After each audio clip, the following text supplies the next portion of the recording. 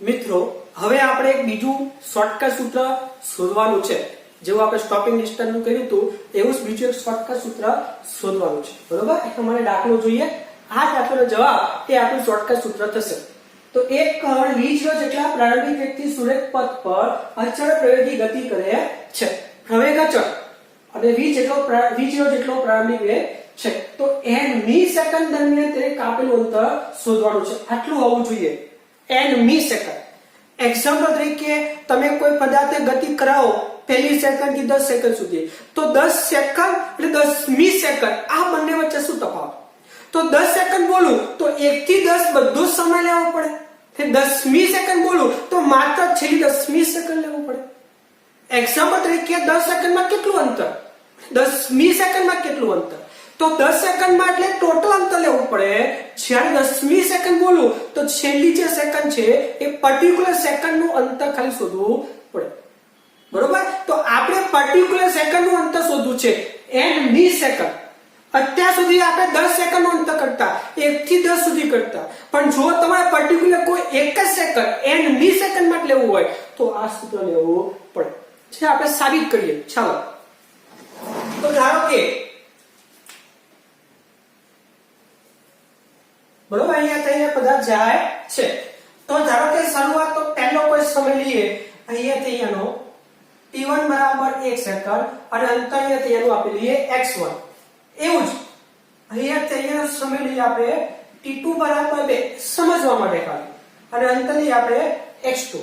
એવું જ અહીંયાથી અહીંયા લેવું હોય તો t3 બરાબર 3 સેકન્ડ અને અંતર થશે x3। એવું જ તમે લઈ શકો છો લેવું એટલું, પણ સમજવા માટે ચાલ લઈએ ખાલી t4 બરાબર 4 સેકન્ડ અને અંતર લઈએ આપણે x4।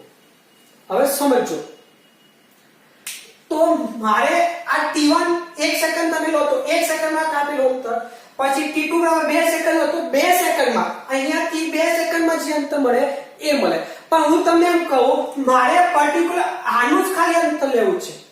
જોજો હવે આ 2 સેકન્ડ તો 1 સેકન્ડ અહીંયા પૂરી, તો અહીંયાથી અહીંયા બીજી સેકન્ડ શરૂ થાય, કે ટોટલ 2 સેકન્ડ, તો 1 સેકન્ડ અહીંયા પૂરી, તો અહીંયાથી અહીંયા બીજી સેકન્ડ શરૂ થાય, બીજી સેકન્ડ। તો મારે બીજી સેકન્ડનું અંતર શોધવું છે, તો શું કરીશ, આ અંતરમાંથી આ અંતર બાદ કરી નાખીશ। મતલબ બીજી સેકન્ડનું અંતર શોધવા માટે 2 સેકન્ડ માઈનસ 1 સેકન્ડનું અંતર, પડી 2 સેકન્ડનું અંતર માઈનસ 1 સેકન્ડ। આવું જો તમે એમ કહો કે આ 3 સેકન્ડ છે, પણ મારે ખાલી અહીંયાથી અહીંયાનું શોધવું છે, જેને કહેવાય ત્રીજી સેકન્ડ। કારણ કે અહીંયા 2 સેકન્ડ તો પૂરી થઈ ગઈ અને અહીંયાથી અહીંયા સુધી ત્રીજી સેકન્ડ શરૂ થશે, તો આ ત્રીજી સેકન્ડનું અંતર શોધવું હોય તો આ 3 સેકન્ડમાં જે અંતર હતું એમાંથી 2 સેકન્ડનું અંતર હું બાદ કરી દઉં। આવું જ ચોથી સેકન્ડ, તો ચોથી મતલબ ખાલી આટલું, કારણ કે 3 સેકન્ડ અહીંયા પૂરી, અહીંયાથી અહીંયા ચોથી સેકન્ડ શરૂ થાય, તો માત્ર ચોથી સેકન્ડનું કરવું અંતર હોય તો આ 4 સેકન્ડનું અંતર માઈનસ 3 સેકન્ડનું અંતર, એનો મતલબ જેનું શોધવું હોય એનું અંતર માઈનસ એના કરતા એક ઓછાનું અંતર, કે જો બીજીનું શોધવું હોય તો 2 નું અંતર, 2 સમય હોય એનું, અને એમાંથી એક ઓછો સમય કરવો મતલબ 1 નું અંતર બાદ કરવાનું। એવું ત્રીજીનું લેવું હોય તો 3 નું અંતર માઈનસ 1 ઓછા સમયનું અંતર, મતલબ 3 નું અંતર માઈનસ 2 નું અંતર। એવું ચોથી લેવું હોય તો એનું અંતર માઈનસ 1 ઓછાનું અંતર, મતલબ 4 નું અંતર માઈનસ 3 નું અંતર। તો આવું જો મારે n મી સેકન્ડ લેવું હોય તો હું કહી શકું કે n નું અંતર અને એમાંથી ઓછું મતલબ n માઈનસ 1 ની બાદબાકી લખી શકાય। તો શું લખી શકાય કે ભાઈ n મી સેકન્ડનું અંતર, n મી સેકન્ડમાં કાપેલું અંતર જેને આપણે xn કહીએ, તો મારે પર્ટિક્યુલર 1 સેકન્ડનું અંતર શોધવું હોય તો શું લખી શકું, n સેકન્ડમાં કાપેલું અંતર માઈનસ n માઈનસ 1 માં, n સેકન્ડમાં કાપેલું અંતર માઈનસ 1 ઓછું મતલબ n માઈનસ 1 સેકન્ડમાં કાપેલ અંતર। તો જોઈએ આપણે, આપણી પાસે શરૂઆતનો વેગ છે v0, બરોબર, આપણી પાસે t છે, આપણને કીધું છે કે પ્રારંભિક વેગ v0 હોય એટલે પ્રવેગ હોય અચળ, મતલબ આપણી પાસે પ્રવેગ, મતલબ આપણી પાસે v0 થઈ ગઈ, આપણી પાસે સમય થઈ ગયો, આપણી પાસે પ્રવેગ થઈ ગયો, અને આપણે x શોધવું છે અંતર. તો આપણે કઈ સૂત્ર લઈશું? બોલો. x tan તો લખી શકીએ n સેકન્ડમાં કાપેલું અંતર v0 છે, પછી પ્રવેગ છે, પછી સમય છે, અને આપણે x શોધવાનું છે. તો કયું સૂત્ર ચાલશે? આમાં અંતિવેગ નથી તો લખી શકીએ v0 t પ્લસ આ at². પણ t ની જગ્યાએ આપણે n ની સાથે કીધું છે તો t ની જગ્યાએ શું લેશું આપણે m. તો n સેકન્ડમાં કાપેલું અંતર તો શું થશે? v0n plus 1 an². આ થઈ n સેકન્ડમાં કાપેલું અંતર. એવું જ n - 1 સેકન્ડમાં કાપેલું અંતર. તો જે t છે ત્યાં શું મૂકી દેવાનું? n - 1. તો શું થશે? v0 n - 1 plus 1/2 an - 1². અને સાદું થોડું ધ્યાનથી આપજો. શું લખી શકીએ? માટે xn બરાબર v0n પ્લસ 1/2 an² માઈનસ પહેલાનું સાદું પાડી દઈએ આપણે. આ n - 1 છે તો ગુણી દો v0 સાથે. તો v0n minus v0 plus 1/2 an ના m. આ a n - 1 આખાનો વર્ગ તો a માઈનસ p આખાનો વર્ગ. સૂત્ર કયું? a² minus b plus b² minus 2ab. તો a² મતલબ a² પ્લસ b² મતલબ x² અને માઈનસ 2ab મતલબ 2ab. બરોબર. આ સાદું મેં આપ્યું છે, માઈનસ નિશાની છે એટલે કૌંસમાં લખું, કારણ કે માઈનસ નિશાની કારણે અંદરની બધી નિશાની બદલવાની છે એટલે ભૂલ ના થાય. માટે xn બરાબર v0n પ્લસ 1/2 an². હવે માઈનસ અંદર લઈ જઈએ છીએ આપણે તો આ થશે માઈનસ v0n, આ થશે પ્લસ v0. હવે બે કામ સાથે કરીએ. આ અંદર ગુણતા પણ જઈએ અને માઈનસ નિશાની મૂકતા પણ જઈએ. તો પહેલું ગુણશો તો માઈનસ 1/2 an², બીજું ગુણશો તો માઈનસ 1/2 a માઈનસ નિશાની બદલે છે. હવે અંદર ગુણો તો માઈનસ થશે તો માઈનસ a/2 into 2a તો 2 કેન્સલ તો થશે માઈનસ a. પણ આગળ માઈનસ છે એનો પ્લસ થશે પ્લસ a. ફરીથી જો આ m ના m હવે માઈનસ મૂકતા જઈએ, સાદું પાડતા જઈએ તો આ થશે માઈનસ, આ થશે પ્લસ. હવે આ ગુણાકાર થશે પ્લસ પણ આગળ છે માઈનસ એટલે માઈનસ. પછી આ બેનો ગુણાકાર પ્લસ પણ આગળ છે માઈનસ એટલે માઈનસ. પછી આ બેનો ગુણાકાર જો તો 2 કેન્સલ તો માઈનસ an પણ આગળ માઈનસ છે તો શું આવશે? Plus a. હવે જે ઉઠુડા નાખો તો v0n કેન્સલ, આ a² cancel. તો વેતું ખાલી n મી સેકન્ડ અંતર ઇઝ ઇક્વલ ટુ v0 એટલું લખું છું પહેલા an અને માઈનસ 1/2 a. તો આ બેમાંથી એક કોમન કાઢો શું વધે? તો v0 plus a n minus 1/2. હવે લસા કાઢો બે આનો તો શું થઈ ગયું? માટે xn બરાબર v0 plus a/2 2n minus 1 બે ગુણો અહીંયા 2n માઈનસ 1 છેદમાં 2. તો આ થઈ ગયો આપણો n મી સેકન્ડમાં કાપેલું અંતર. મતલબ કોઈ પર્ટિક્યુલર સમય એક્ઝેક્ટ પૂછ્યું હોય, બીજી, ત્રીજી, પાંચમી, તો તમે આ સૂત્ર લેવું પડશે તમારે. તો અચળ પ્રવેગનું નહીં ચાલે. પણ જો તમને કીધું હોય 5 સેકન્ડમાં, ટોટલ 5 સેકન્ડમાં તો અચળ પ્રવેગી લેવાનો. પણ 5મી એવો શબ્દ આપેલો હોય તો પછી આ લેવું પડે. બરોબર. જે આપણું કયું સૂત્ર છે?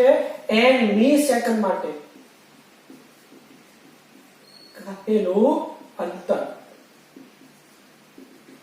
બરોબર. જે આપણે સાબિત કરવાનું હતું.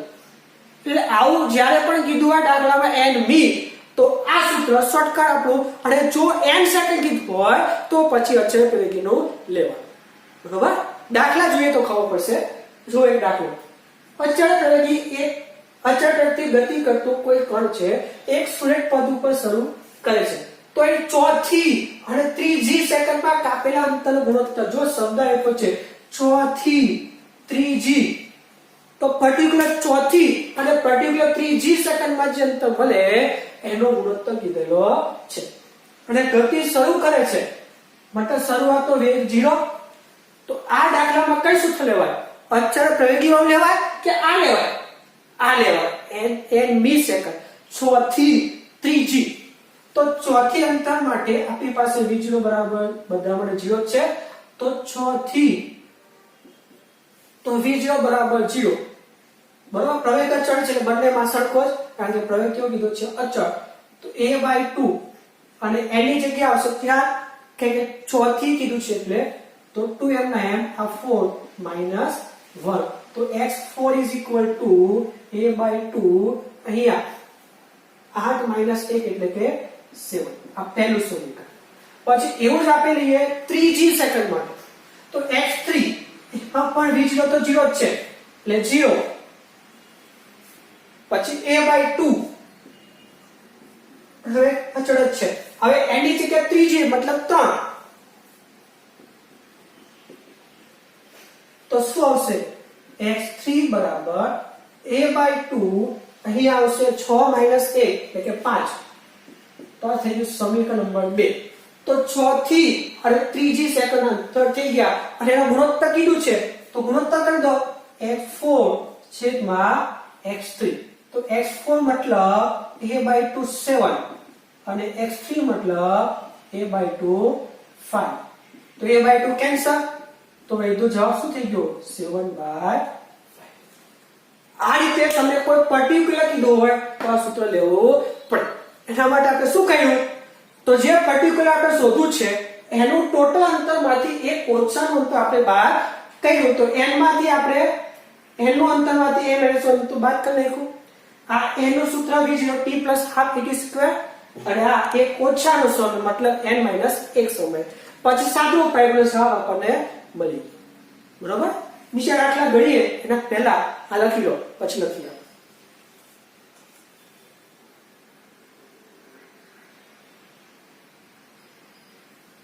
ચલો આગળ જોઈએ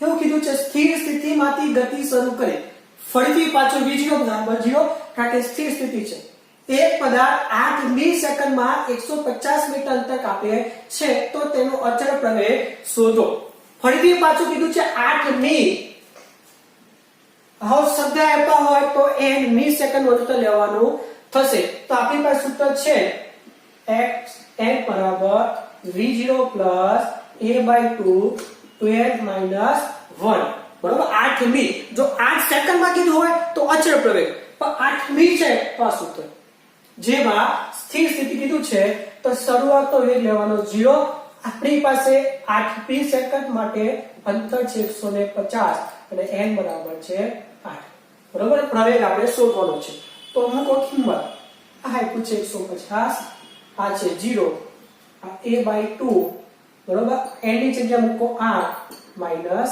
1 તો આ થઈ ગયું 150 is equal to a/2 અને આ થઈ ગયું 8 to 16 minus 1 એટલે કે 15 તો a બરાબર આ થાય 10 જે ઉપર જાય તો જવાબ થઈ ગયો 20 મીટર પ્રતિ સેકન્ડ બરાબર આ રીતે 8 મી n મી તો n નું સૂત્ર અને જો 8 સેકન્ડ તો અચળ પ્રવેગનું કોઈ પણ લઈ શકીએ બરાબર આ બે શબ્દો પર ખાસ ભાર આપજો 8 મી અને 8 એના માટે દાખલો તમને હું હોમવર્કમાં આપું છું સ્થિર સ્થિતિમાંથી ગતિની શરૂઆત કરતો પદાર્થ અચળ પ્રવેગી ગતિ કરે છે આ પદાર્થ 5 મી સેકન્ડ અને 5 સેકન્ડ 5 મી અને 5 સેકન્ડમાં કાપેલા અંતરનો ગુણોત્તર તો બંને આવી ગયો 5 મી અને 5 સેકન્ડ તો 5 મી કીધું હોય તો આ સૂત્ર અને 5 સેકન્ડ કીધું છે તો અચળ પ્રવેગીનું કોઈ પણ સૂત્ર લઈ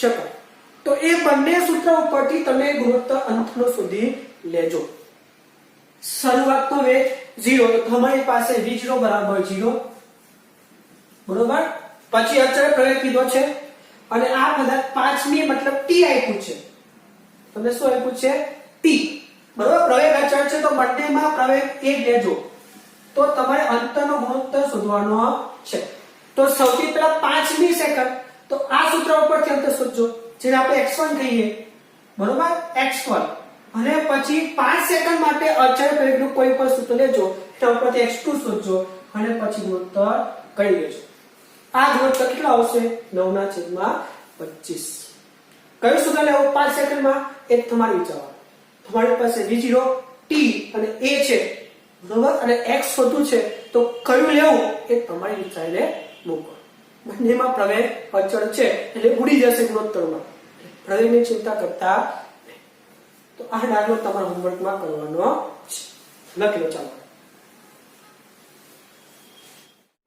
મિત્રો આપણે જે અચળ પ્રવૃત્તિના દાખલા જોયા બરોબર એમાં એક ટાઈપના દાખલા જોયા જેમાં આપણી ગતિ x અક્ષ ઉપર થતી હોય બરોબર મોટા ભાગે આપણે કોઈ કારની વાત કરતા હતા જે x અક્ષ ઉપર ગતિ કરતી હોય એના માટે v0 v a અને t જે આપેલું હોય એના ઉપરથી દાખલા કર્યા છે હવે એ જ સૂત્ર ઉપરના બીજી ટાઈપના દાખલા આવે છે જ્યારે કોઈ પદાર્થ y અક્ષ ઉપર ગતિ કરતો હોય નીચેથી ઉપર જતો હોય કે ઉપરથી નીચેથી આવતો હોય આ રીતની જે ગતિ હોય એની વિશે આપણે ચર્ચા કરવાની છે તે ટોપિક છે મુક્ત પતન જે આપણે ઉદાહરણમાં આપેલું છે તો સવાલ છે આવો મુક્ત પતન પામતા પદાર્થની ગતિની ચર્ચા કરો હવાનો અવરોધ તમારે આવું ગણવાનો છે તમે જે કોઈ પદાર્થને કોઈ ઊંચાઈ ઉપરથી મુક્ત કરો છો બરોબર તો જ્યારે નીચે તરફ ગતિ કરતો હોય ત્યારે તે ગુરુત્વ પ્રવેગના કારણે નીચે ગતિ કરતો હોય અને ગુરુત્વ પ્રવેગ પૃથ્વીનો કેટલો જે આપણે g કહીએ છીએ સ્મોલ g એ g નું મૂલ્ય કેટલું ગુરુત્વ પ્રવેગનું તો 9.8 મીટર પ્રતિ સેકન્ડ સ્ક્વેર તો જ્યારે તમે કોઈ પદાર્થને ઉપરથી મુક્ત કરો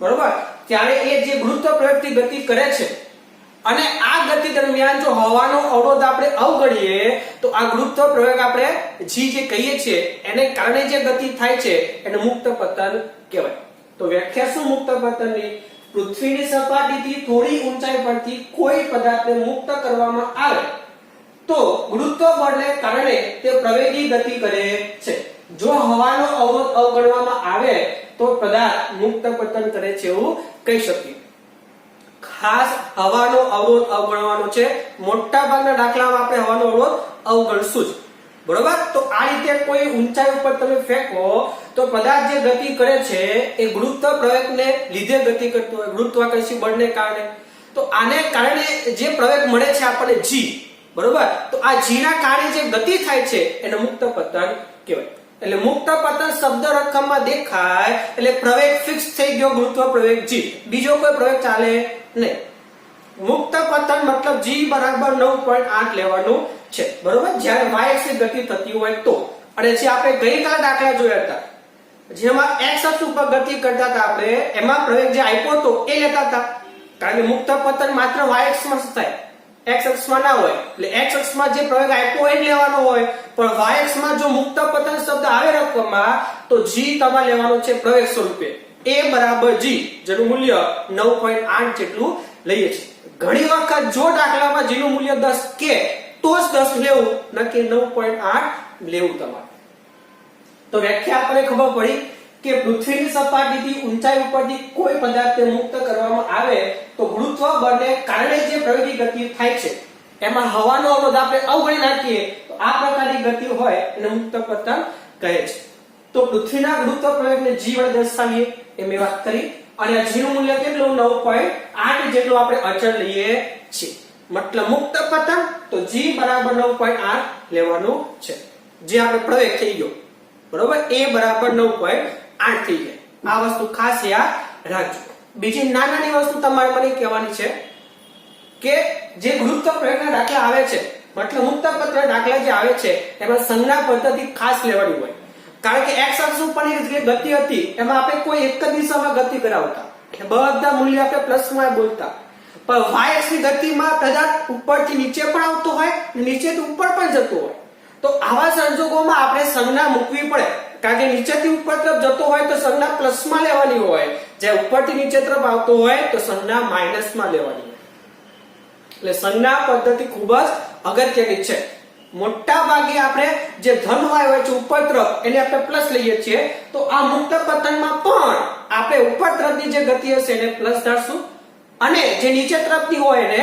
માઈનસ ધારશું તો ગુરુત્વ પ્રવેગ કઈ બાજુ હોય? તો ગુરુત્વ પ્રવેગ હંમેશા પૃથ્વીના કેન્દ્ર તરફ લાગતો હોય, જે નીચે તરફ છે.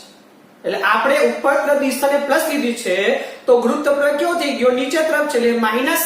એટલે મુક્ત પતનના દરેક દાખલામાં જેનું મૂલ્ય આપણે -9.8 લઈશું. ઘણી વખત 10 લેવાનું કે તો -10. કારણ શું કીધું? કે આપણે જે ઉપર તરફ દિશા હોય છે એને આપણે પોઝિટિવ લઈએ છીએ. જે આપણે જે g છે એ g કઈ બાજુ હોય છે? નીચે તરફ. બરોબર? એટલે a બરાબર -9.8 મીટર પ્રતિ સેકન્ડ સ્ક્વેર આપણે લેશું. પ્રવેગ એટલે આપણો g. માઈનસ કેમ? કારણ કે ગુરુત્વ પ્રવેગ કેમ લાગે? નીચે તરફ લાગે. અને આપણે ઉપર તરફ દિશાને પ્લસ લઈશું.